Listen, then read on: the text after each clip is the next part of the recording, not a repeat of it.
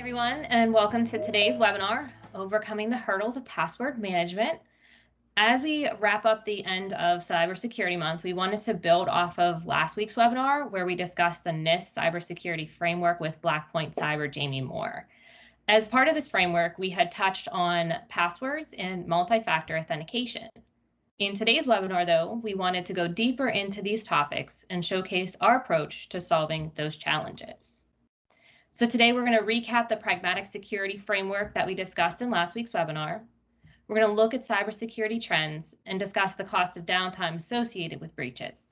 And lastly, we will look at our layered approach that we use at PGH Networks. The chat's going to be open during this discussion, so feel free to drop in any questions you may have. But I wanted to give you some background onto PGH Networks and who we really are. Short but sweet. So kind of a big deal, as Ron Burgundy would say. We are a Pittsburgh-based managed service provider with a team of local IT experts that handle everything from co-managed to fully managed services, helping your businesses better utilize technology to increase your efficiencies, profitability, and security. So today I'm going to be joined by Derek Geisler, our Director of Sales and Marketing. Derek has a decade of experience in the tech world and a visionary of technology business solutions. If you've worked with Derek, you're pretty well aware of this, I would think. Derek, I think you got it from here. Thanks, Nicole. Hey, everyone. Thanks for joining. As Nicole mentioned, feel like I've been in the industry for a very long time, probably longer than I originally thought I would be. However, I was on the last meeting, and we did it was a really good review of the NIST cybersecurity framework. And so we want to just quickly recap what we talked about and then kind of add a little bit of our flair to the recommendations, right? So the NIST cybersecurity framework is essentially 4 or 5 different buckets, right? So I've got identify, protect, detect, respond, and recover.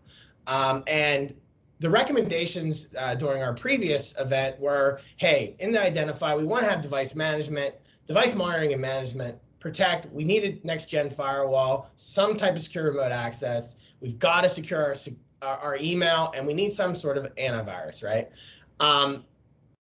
Detect and respond, we've got to have a 24/7 detection and response software that has a SOC running behind it. And then recover, we've got to have some sort of backup disaster recovery solution and plan, right?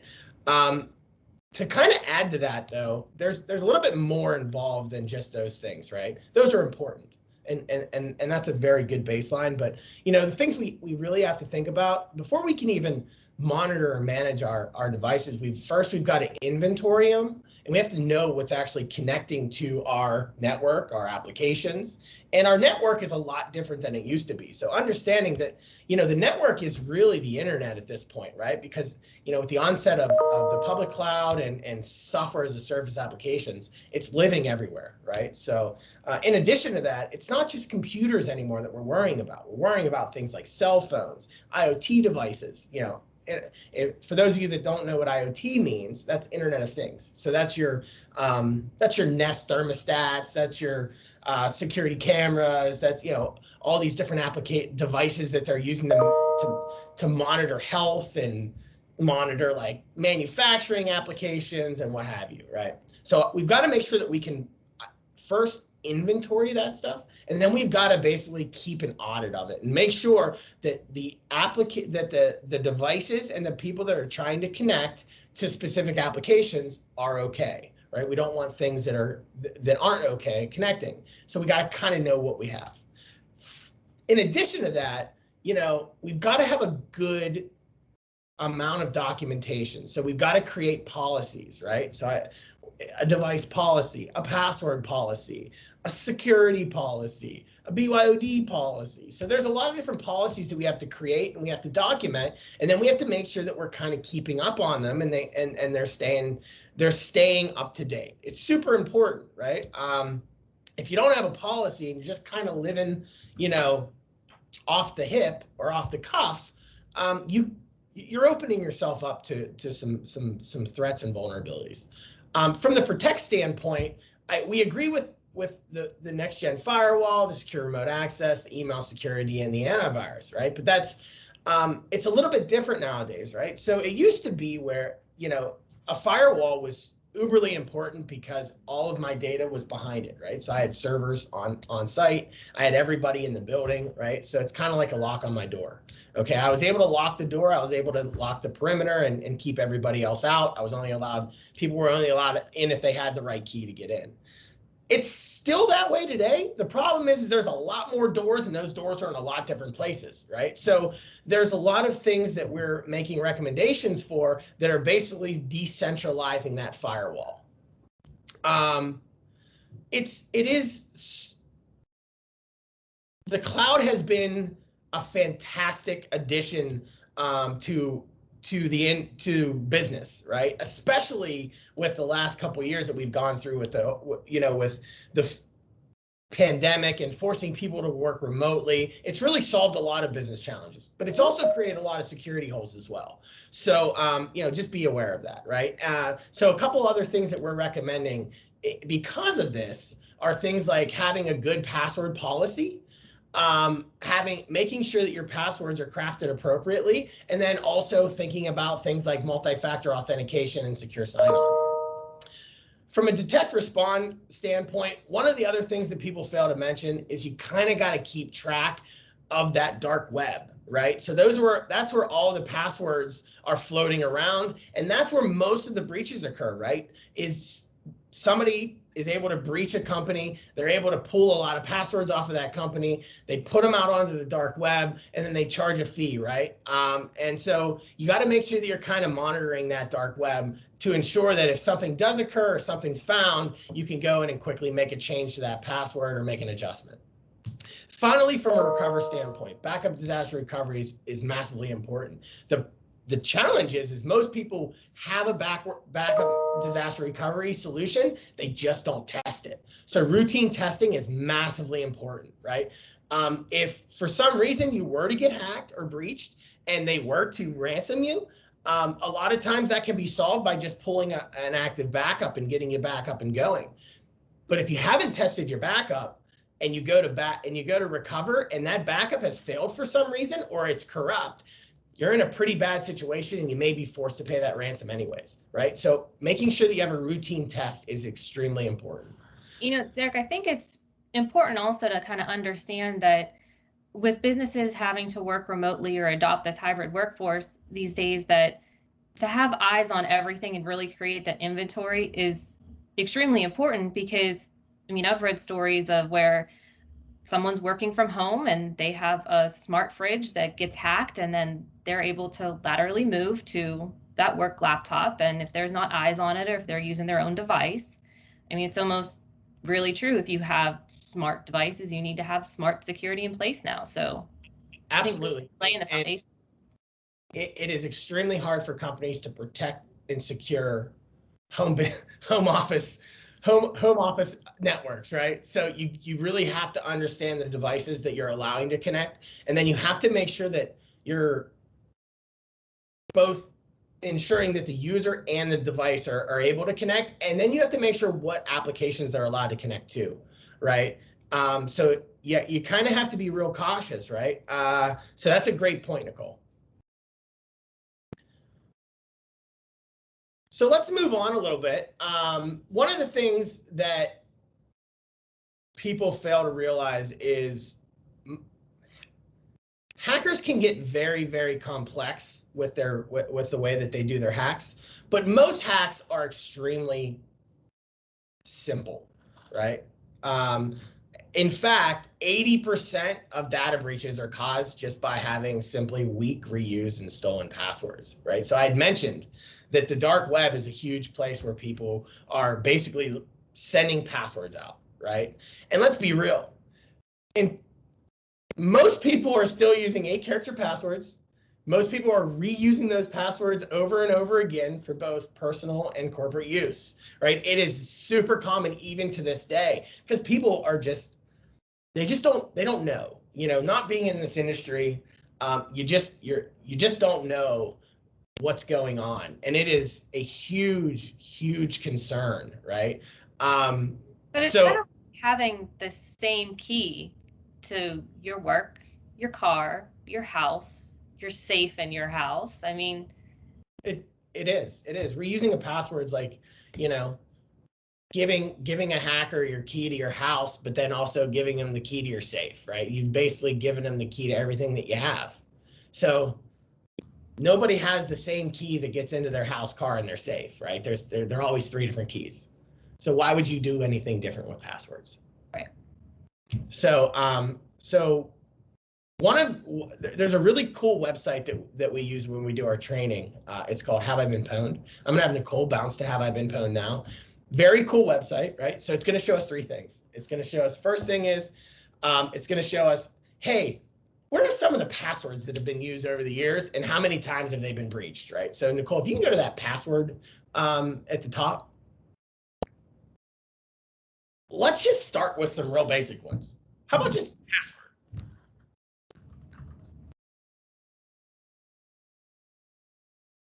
Oh man, so almost 4 million times password has been found on the dark web as an actual password. It's actually one of the most common passwords that there are, right? So if you're using password, let's avoid it, right? Let's change it, okay? Let's pick another one. Since we're in Pittsburgh, let's use Pittsburgh.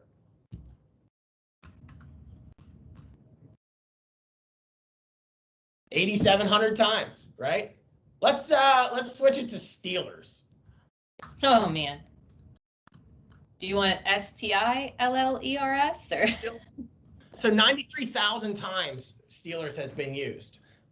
So, you know, if you're using any of those types of passwords and you add a 1, you change it to an exclamation point, yeah, it's gonna shrink down a little bit, but it's still an overly common password, right? So the point of that is that, you know, that's there. Nicole, if you could bounce back to the site again, sorry. It's okay. So let's move in the site. So another thing that we're able to do is we're able to look at for you as a personal user, we're able to look to see if you've actually been breached, right? So let's go to home. Let's go ahead and type in my email, my company email address, right? So I want to see if my company email has been breached, right? And I can do this with my personal email address as well if I want to, but this will give you a good idea, right? So boom, I'm shown in 3 data breaches. Okay, so if I scroll down,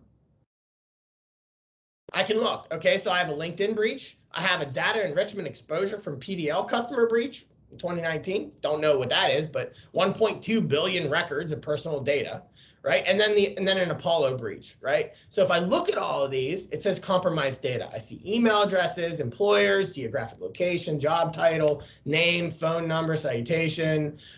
And then if I look, some of these, as I go down, I'll actually see where it shows that passwords have actually been breached. So if the point of this is kind of keep an eye on yourself, right? So this is a good way to kind of monitor yourself on a personal level to ensure, hey, do I have anything floating out there?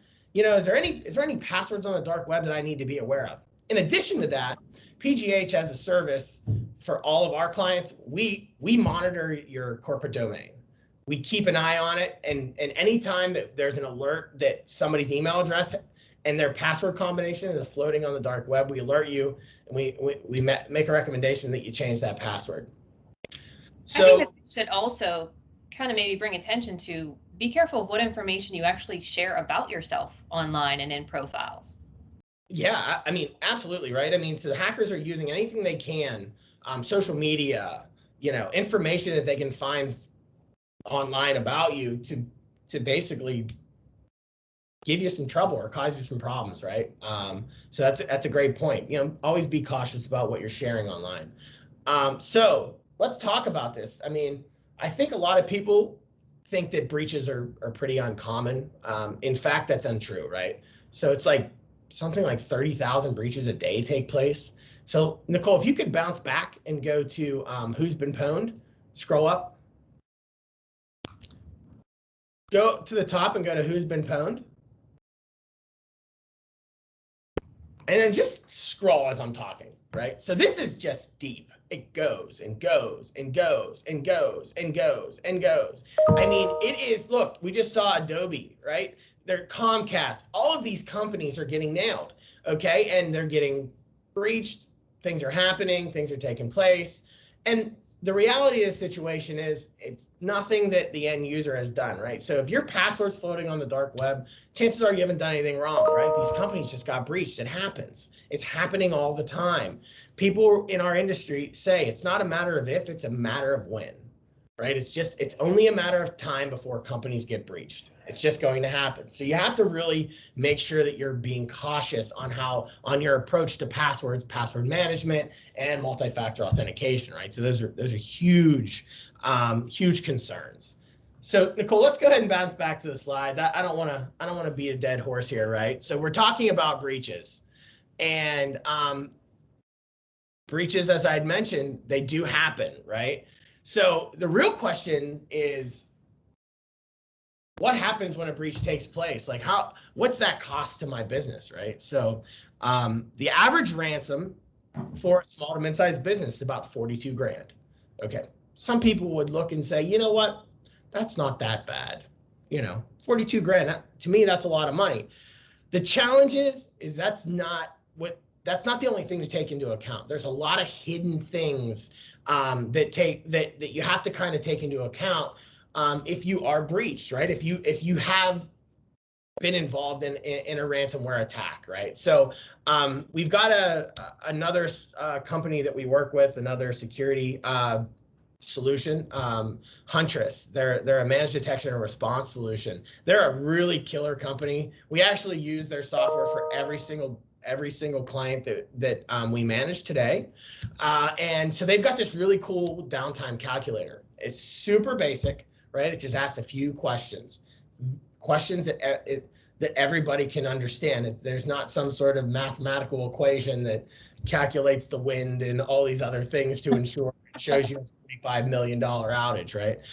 No, it's just simple stuff, right? So, hey, how many employees do I have? So Nicole, let's just see if you can scroll down that a little bit, right? Let's go with say 57 employees. That's perfect, right? So the cost per employee. Let's just go with $30 per hour, right? Average cost. That's roughly somewhere between $50,000 and $60,000 employee. Impact to productivity. Let's assume that if your servers are down or you've been hit with some type of ransom, it's basically cutting your user productivity in half. Right? So they can still make phone calls, they can still deal with clients, things like that. They can't get into your applications, they can't send out invoices, they can't receive payments, they can't do any of that. So let's just assume 50% productivity. And then let's just say that you've got a really good system. You think that you're doing a great job, and you think it's only going to take you, let's just say 48 hours to get back. So if you could scroll down to 48 hours.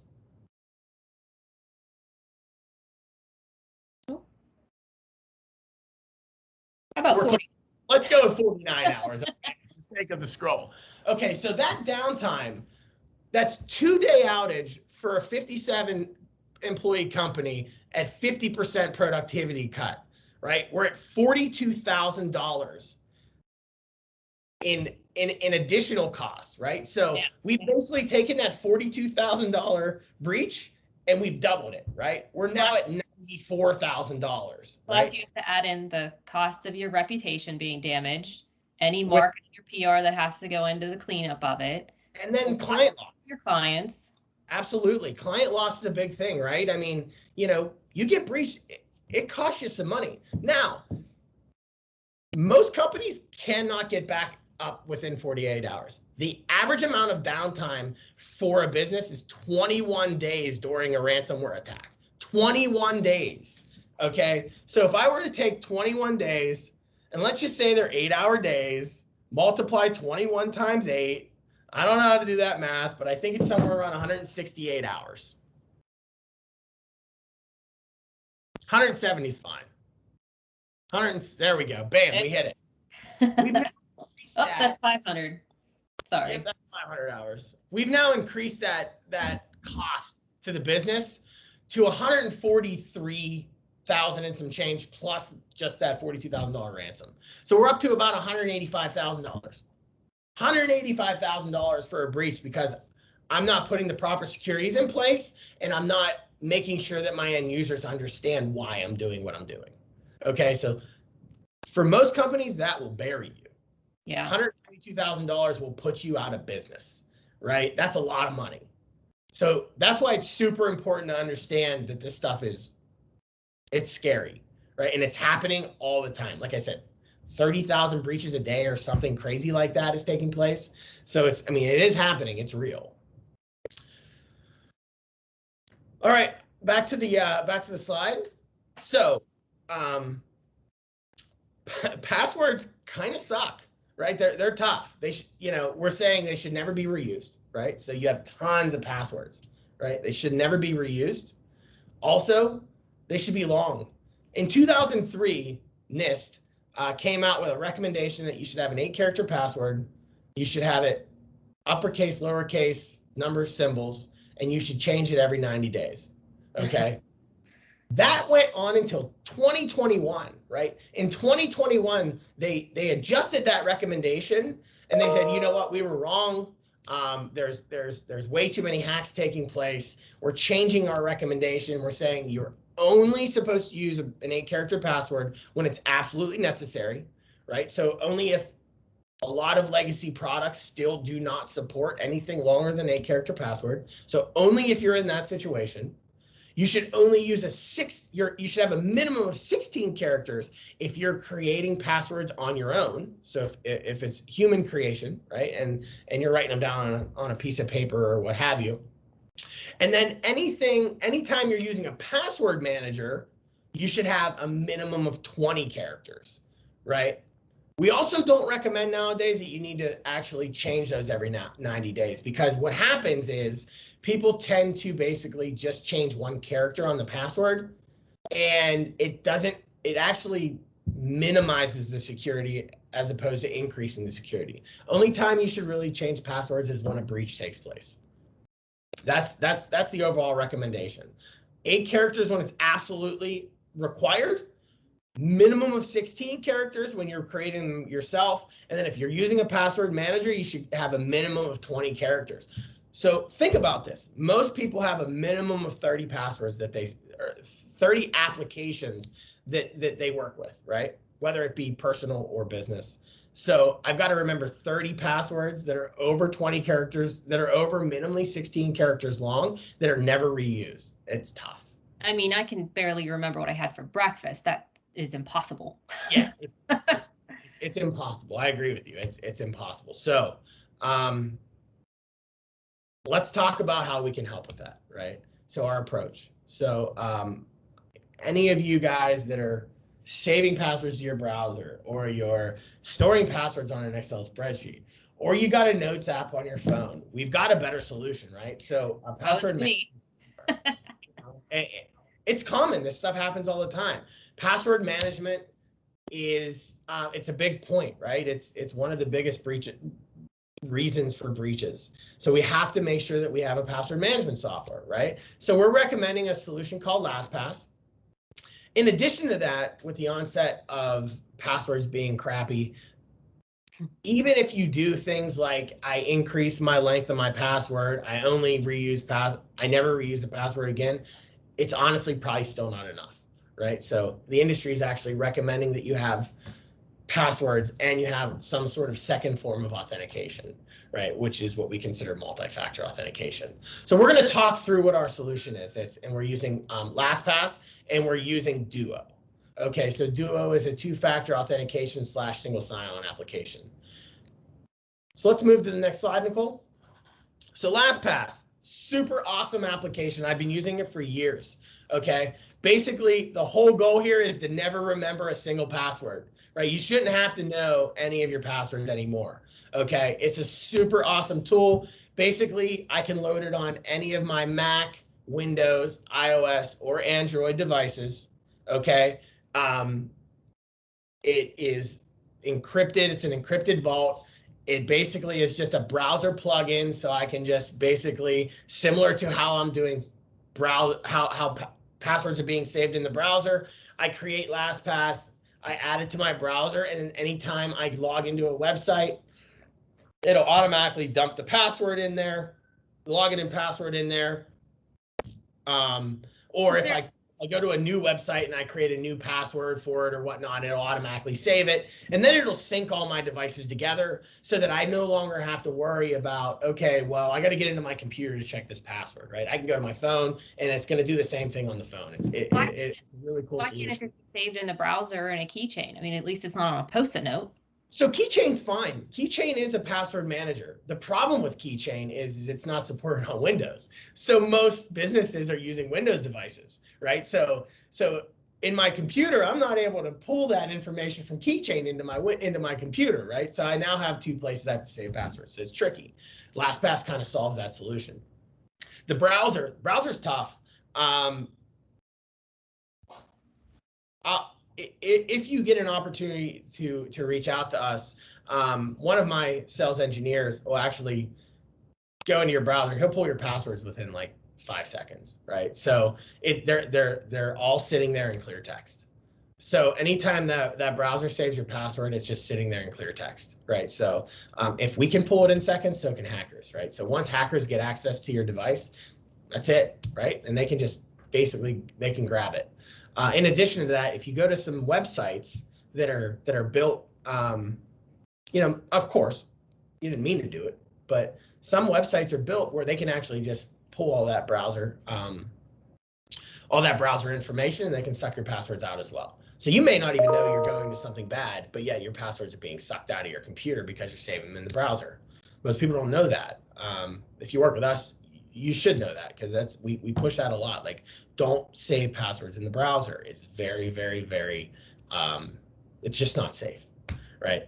So the other cool thing is, we talked about 16 character minimum for when you create passwords yourself, but 20 character minimum when you have a password manager.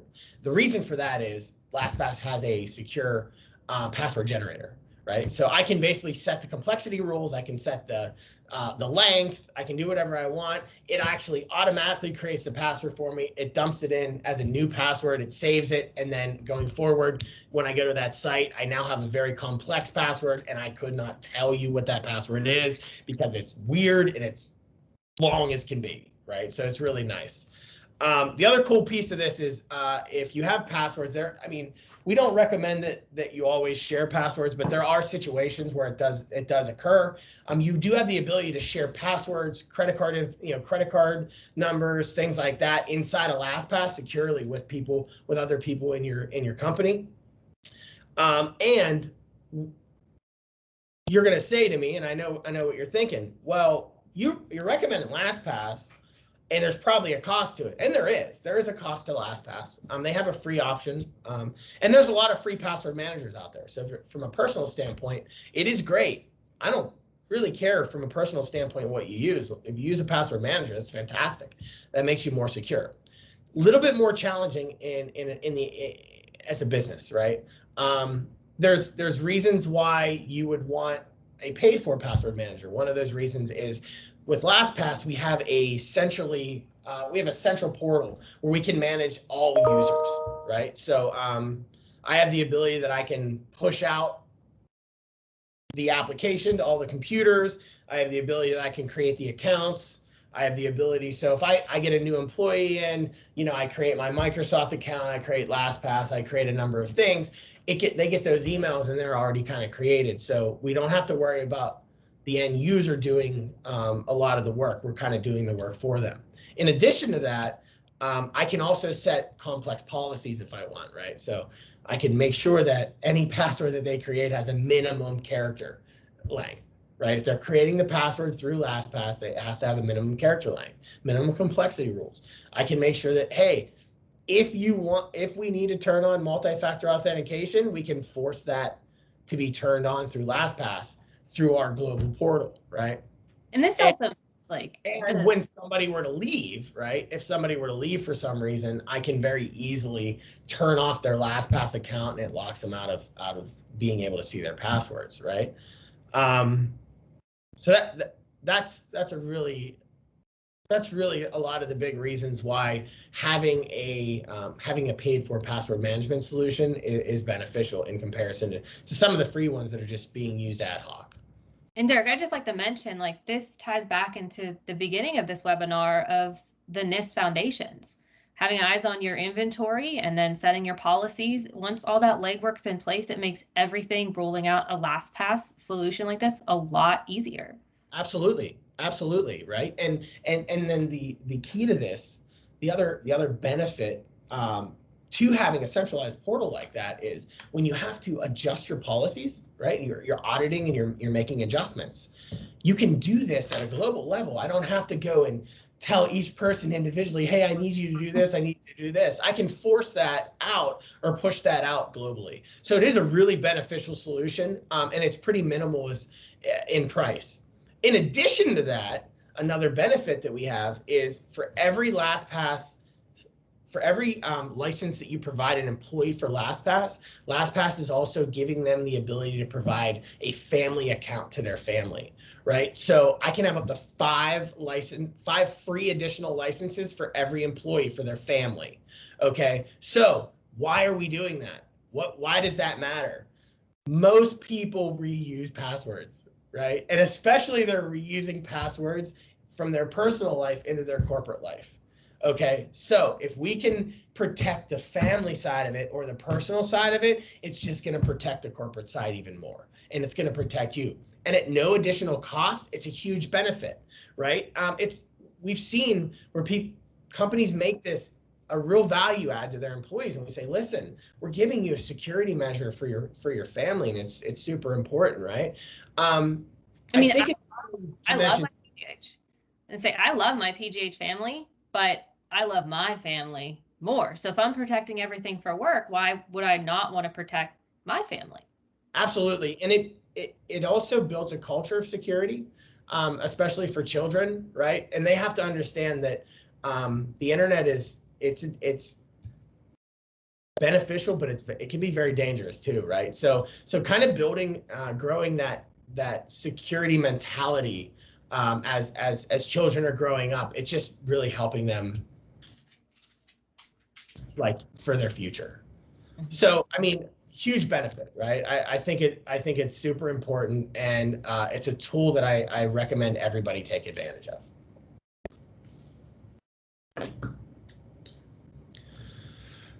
So we talked about passwords, and I also mentioned passwords are probably not enough, and they aren't, right? Because passwords are being hacked all the time. As a matter of fact, I think at this point in time, a hacker can hack a 16-character password in under like 30 seconds.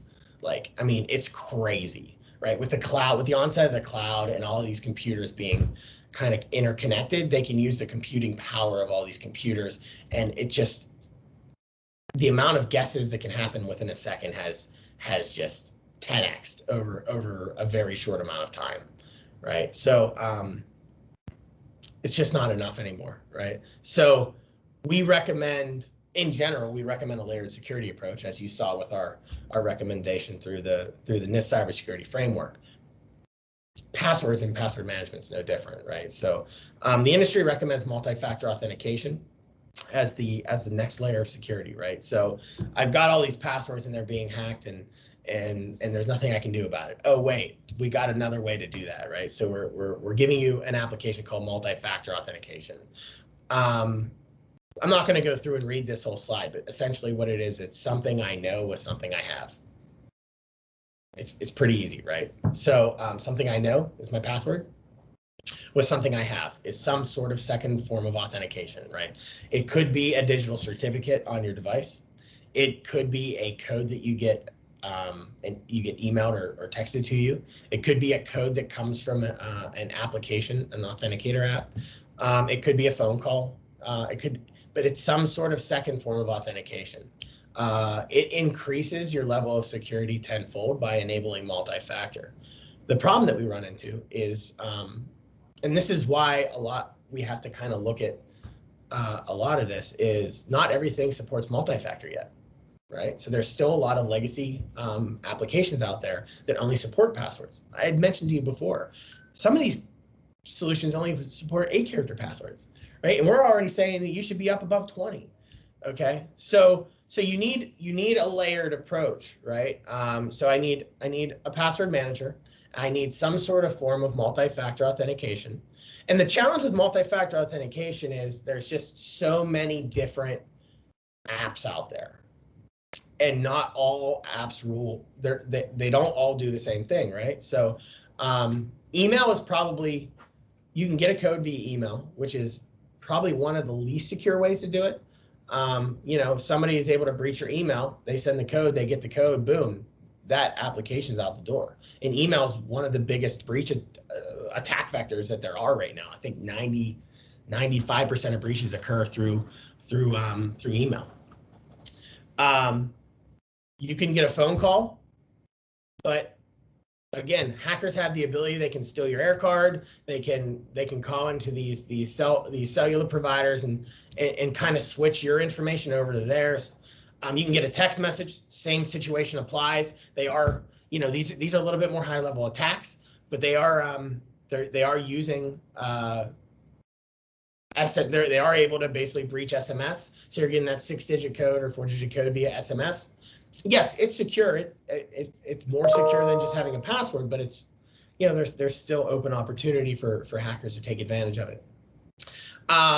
Or there's the ability to have like an authenticator application. They call it an OTP, or a one-time passcode. And basically what that is, it's essentially it's an application that you load onto your device, and it just every 30 seconds, that 6-digit code kind of rotates, right? The challenge with some of that is not every authenticator app works with every application or every software solution. So you might have 3 or 4 or 5 different authenticator apps loaded onto your device, which I had for maybe a year. I had to have one for this and one for that and one for this, and that can be challenging and complex. And the key to security is a mix of security and usability, right? And that's really what we're trying to get to at the end of the day, is where that fine line is between I'm secure enough, but my users don't just hate me, right? And then we don't want hate, maybe a little unlike is okay, but not hate. So I think having an application called Duo is important, but single sign-on is the ultimate end goal. Okay, so we've got passwords, we've got multi-factor, and then we have an application called single sign-on. And basically, single sign-on is going to simplify everything for everybody. Okay, all it is it gives me the ability to have a single login and a single password to get into all my applications. It sounds amazing, and it could be amazing if it worked, but it's just not there yet, right? It's just not there. I recently had a client, healthcare client, come to me and say, "Hey, I want single sign-on." I go, "That's fantastic. I love it. I want single sign-on too. Let's talk about it." So, what all applications do you want single sign-on for? I want it for everything. Okay. Let's go through it. Let's figure out what applications support single sign-on and which don't. Basically, we got to the point where they had about 20 applications. 4 of them inherently supported single sign-on. So the point of that is you've got about a 20, a lot of the applications, unless they're pretty well known, single sign-on is just not there. Okay, so we've got legacy applications that only support 8-character passwords. We've got legacy applications that only support passwords in general. We've got applications that support multi-factor, and we've got applications now that support single sign-on. So we need a solution that's able to basically leverage all of those, but make it simple for the end user. So we talked about LastPass, and we need that for passwords. Now we bring in Duo. Okay, and Duo is a huge name in the industry, and it does have a free option that if you just want some sort of multi-factor authentication solution and you're not ready to go single sign-on or anything like that, Duo is great. So you can download it, you can kick the tires on it, and it's just personal use. There's no way to essentially manage it for the free option, but it's a nice password or multi-factor authenticator application. There's also paid versions of Duo, which are going to give us a lot more business type functionality, and it's going to kind of get us to that single sign-on capability of simplifying things for the users much faster. So one of the new kind of phrases in the industry is zero trust, and that's really kind of been a big thing, right? So it used to be trust but verify. Nowadays we're saying, look, there's all of these software applications out there. There's everything sitting in the cloud now. I've got servers over here. I've got this, that. I can't trust anything, right? So I don't trust you. I don't trust your device until you prove to me that you can be trusted, right? And so that's where kind of Duo comes in. So if we could switch to the next slide. So how does it work? So I talked about zero trust. You need to tell me, you need to verify who you are. So it has the ability, it's going to verify your user trust. It's also going to establish and verify that the device that you're on is trusted. And then I have the ability that I can create very adaptive policies, granular contextual access policies that basically are going to kind of limit what users have access to, what devices they have access on, where they're connecting from, things like that. So it's also going to give users access from anywhere if you want it with that granular control. So it really helps. And it gives me the ability to kind of secure every application, right? Anything that needs multi-factor, I have the ability that I can connect via Duo, because Duo has a ton of different integration partners. And then when we get into single sign-on, Duo has a ton of single sign-on integration partners as well. So it's one of the reasons why we chose to use LastPass and Duo. They are big names in the industry.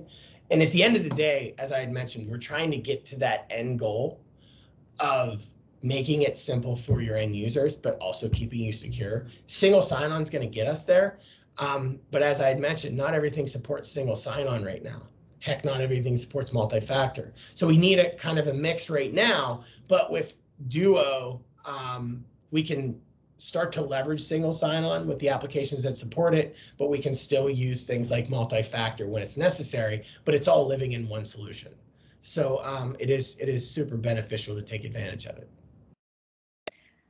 I think also with Duo having the free option too, to, like you said, even kick the tires, with LastPass having the family benefits, having your family members also set up Duo and try it out. I mean, I use it all the time. You got me turned on to it, and it is really simple and straightforward.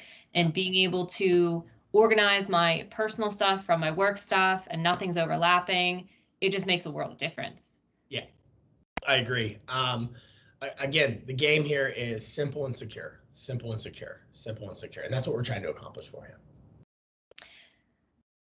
Well, Derek, we're getting close on time here. So do you want to open it up to any questions? Absolutely. I'm more than happy to answer any questions. Hopefully this all made sense for you guys. So, just as a recap, right? Passwords suck. They need to be, they can't ever be reused. And even at that, it's probably not good enough. We have to enable multi-factor where possible. And then the end goal is to get to single sign-on, but single sign-on is just not quite there yet. So the leveraging LastPass and Duo is going to get you kind of all of that in one, right? So yeah, let's open it up to questions. Sure. So if anyone has any questions, feel free to pop them in the chat here if there's anything we didn't cover today.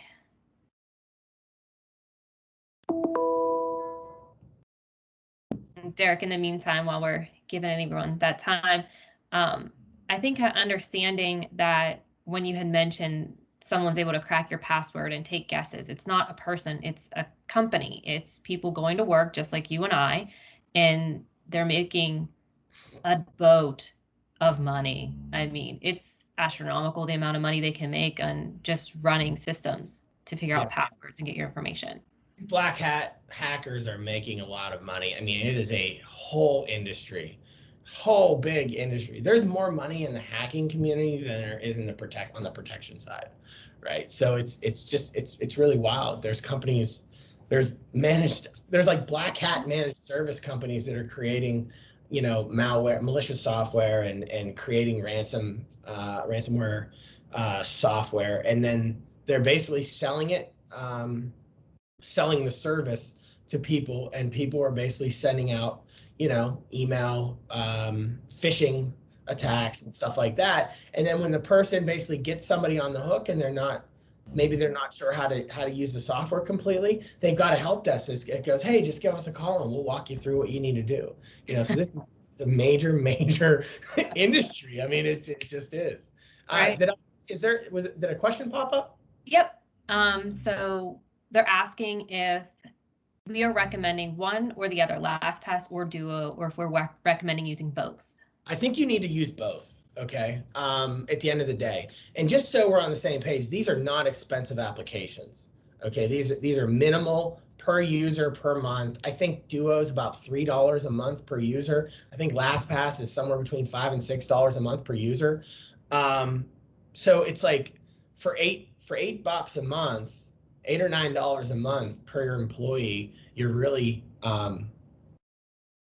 kind of pushing yourself forward and protecting yourself that much more, right? So, you'd have to go a lot of months before you hit that $192,000 ransom, right? I mean, that's a lot, right? And that's not to say that if you get ransomed once, there's a very high likelihood they're coming at you again, right? So, you got gaps.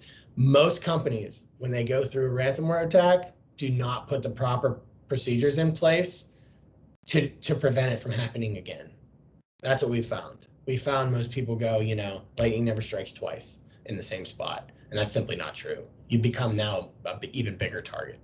Not to mention the fact that most of the stuff that we're talking about today is a requirement nowadays for cybersecurity insurance and to get approved with cybersecurity insurance. If you don't have MFA turned on, you're not getting approved. Simple as that. So, we're making it simple for you.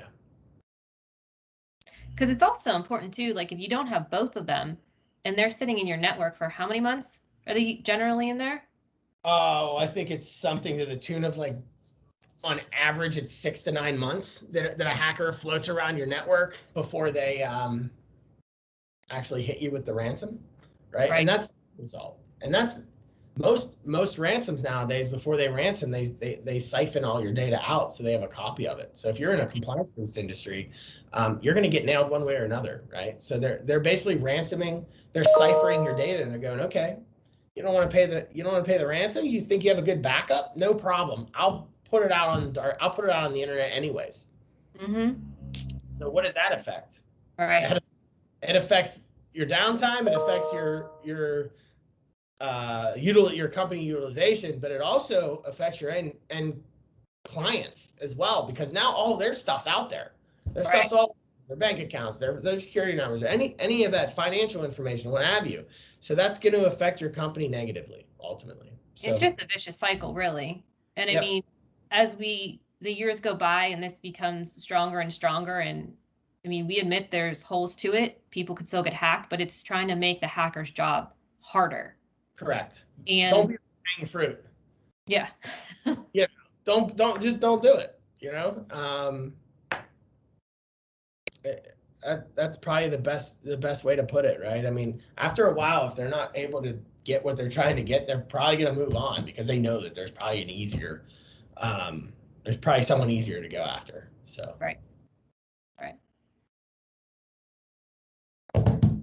Well, did anyone else have any other questions they'd like to drop in the chat? Well, Derek, in the meantime, then, as we wrap up, what would be the best contact to reach out to us as to set up a meeting to discuss this for businesses specifically? I'm going to actually bounce that back to you, Nicole. What do you think? I think the marketing@pghnetworks.com would be beneficial. It comes directly to me here, and then I can get you set up with whichever expert we have here, Derek, anyone really on our team, figure out that. Any of us would love to help you even have a further discussion on how to secure your business. And then also just understand that it can be very hard to digest. We can take care of it for you.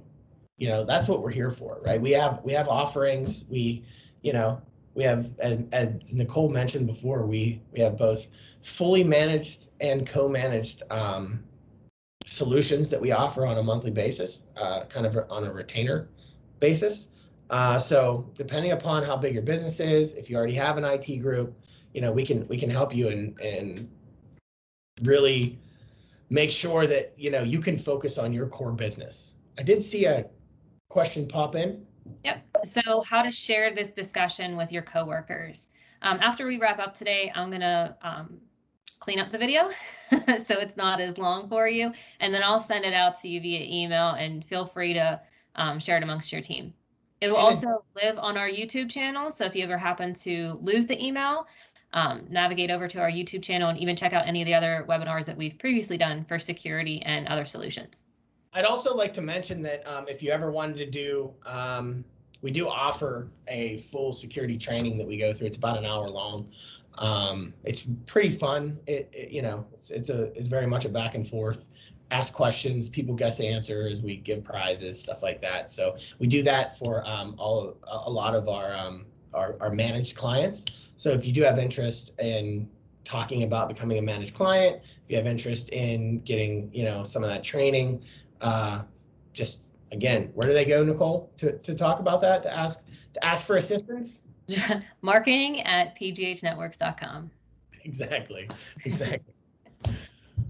Well, I'm here to answer any questions. If for some reason you don't want to ask questions right now, just email the marketing group, and we'll make sure that they get to us and we get those questions answered for you. Yeah. Well, thanks everyone. We appreciate it, and we hope you gained useful information today. See you, everyone. Bye. Bye.